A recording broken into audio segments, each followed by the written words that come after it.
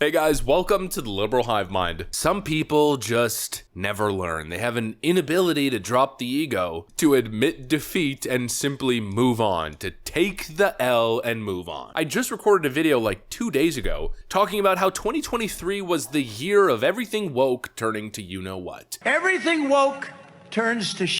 Okay. And in that video, we pointed out how many companies, especially major corporations, throughout the year of 2023, were slowly coming to the realization that wokeness is toxic, that cultural Marxism, DEI quotas, the typical wokeness, really has no place within the corporate world. Also in that video, I read an article that stated that Disney lost $11 billion because of all the woke flops. We spoke about how Netflix dropped the whole, overt wokeness thing for a more politically neutral environment, and how Disney didn't. Netflix did all right, and Disney's tanking into the ground. And so you would think 2024, following up after that abysmal year, that would be the year where Disney would start to wake up. Nope, definitely not that year. In fact, it seems as though Disney just doubled down on wokeness, and they may have just ruined the Star Wars franchise, which is probably the only thing that's currently working on Disney+. I know it's a big statement, although it's more of a prediction, but let's just say I'm willing to put my money on this one. Let me show you guys exactly what I mean by that. We got some stuff to get into, so let's roll the tape. All right, friends, so it's almost as if the executives at Disney were watching South Park, or rather the Disney South Park parody, and thinking to themselves, well, this isn't parody at all. In fact, let's just take the Cartman approach. Put a ticket in, make her name it gay! So let me ask you a question. When you think about your typical Star Wars enjoyer, what comes to mind? Well, a middle-aged man with thick border glasses, wearing Star Wars merch. You think about a man because Star Wars appeals to the male fantasy. I'm not going to sit here and say that Star Wars is explicitly male, but it certainly does play to the male fantasy. Nerdy dudes love Star Wars, and maybe a couple chicks here and there. And so that, I think, is a pretty obvious fact. Well, what do you expect comes next in the story? Of course, there's been a complete feminist overhaul and feminist overtake of the franchise. And now Disney and Kathleen Kennedy have gone too far. Here's End Wokeness. The Star Wars film will be directed by a feminist activist and former journalist. The new theme is centered around feminism. Also the first woman and the first person of color to direct a Star Wars film. It's set to be released in 2026. You can say that the force is strong with this one. Here's Charmin Obaid-Chinoy. I'm very thrilled about the project because I think what we are about to create is something very special. And we're in 2024 now. And I think it's about time that we had a woman come forward to shape the story in a galaxy far, far away. That's the new Star Wars director, Hillary Clinton's best friend, WEF feminist activist, who's promising to reshape Star Wars in her new vision. Star Wars director Charmin Obaid-Chinoy says it's about time a woman shaped a Star Wars film. Does it say stupid on my head? Am I stupid? Am I dumb? I mean, what a ridiculous attempt at rewriting history. Star Wars for the last 10 years has been ran by Kathleen Kennedy? This woman, who's made nearly 50% of the series and movies that release these days, center around some sort of girl boss. There's obvious feminist agenda undertones. In other words, it's a complete female overtake of a beloved male fantasy franchise. And of course the argument is, well, yeah, that's the exact point. Star Wars is misogynistic. It's time for women to be included in your nerdy hobbies. Why? Why is that the case? It's the same kind of thing we see with STEM fields. Maybe women just aren't that interested in science, math, and engineering. Maybe the majority of women aren't so interested in some sort of fantasy of wielding a lightsaber.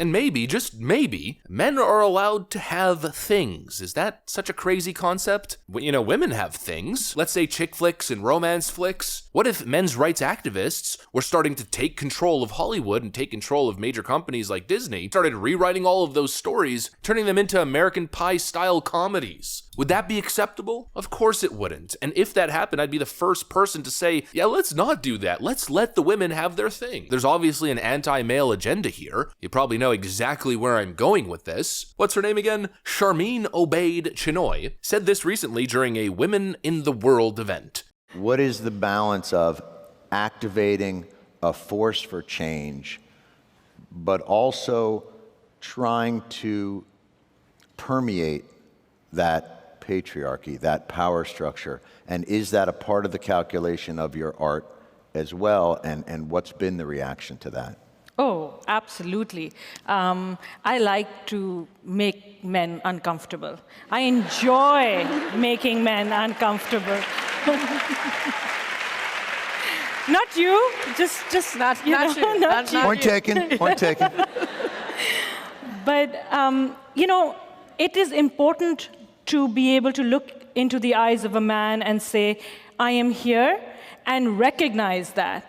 And recognize that I am working to bring something that makes you uncomfortable, and it should make you uncomfortable because you need to change your attitude. She enjoys making men uncomfortable. Right, so one of the most male-beloved franchises in the history of entertainment apparently now is going to move towards a new goal, and that goal is making men feel uncomfortable. Cool, so I guess the next Star Wars movie is going to be all about dismantling the patriarchy. Absolutely fantastic. All right, so yep, Star Wars is dead. But outside of that, just think about the concept of what she just said. I love making men feel uncomfortable. Could you imagine, again, just flip the script, if a male director taking over a beloved female franchise said something like that? I love making women feel uncomfortable. I'm gonna come and rewrite all your stories to take down the matriarchy. How utterly ridiculous. But most importantly, how utterly out of touch. I don't know who's running the show at Disney these days. I don't know what's going on, but I'm pretty sure we're watching the Hindenburg. This media Goliath is heading down and heading down fast. I don't know who's in the decision seat to be making these promotions, making these picks. I've been watching Star Wars forever. There's a whole lot of people who are probably qualified for the job to take this franchise to where it needs to go. I have never heard of Shermeen Obaid Chinoy. The question I think most people are asking themselves is, who is this person? What do they have to do with Star Wars? Where do they come from? And most importantly, why? It simply makes no sense. Disney's new approach seems to be putting people in positions to either act and portray characters or write stories for franchises that they absolutely loathe and despise. Just like the recent controversy with Rachel Ziegler. You said you were bringing a modern edge to it on stage. What do you mean by that? I just mean that it's no longer 1937, and we absolutely wrote a Snow White that is not going to be saved by the prince. She's not going to be saved by the prince, and she's not going to be dreaming about true love. She's dreaming about becoming the leader she knows she can be. There's a big focus on her love story with a guy who literally stalks her. Yeah. Weird. Super weird. So we didn't do that this time. And whether or not she finds love along the way is anybody's guess until 2024.